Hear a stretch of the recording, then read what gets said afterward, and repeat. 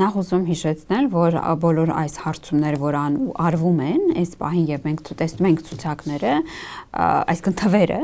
մեր քաղաքացիներն տեսնում են, դրանք թարգմանվում են խորհրդարանում որպես այլ թիվ։ Ինչ նկատի ունեմ, հա, գոյությունը 23-24% այն պարագայում եւ որ ընդդիմության վարկանիշը 9 կամ 3% եւ կամ բազում փոշիացած ձայներ իհարկե, այս դեպքում այս 23-24%-ը խորհրդարանում թարգմանվում է որպես գրեթե սահմանադրական մեծամասնություն։ Եվ այս առումով կարծում եմ, որ նախագահ Քոչարյանը լավ տիրապետում է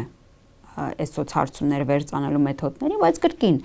այսքան վաղ մենք ինչ խոսում ենք, այդ բոլոր պնդումները, որ դուք մեջ բերում եք իր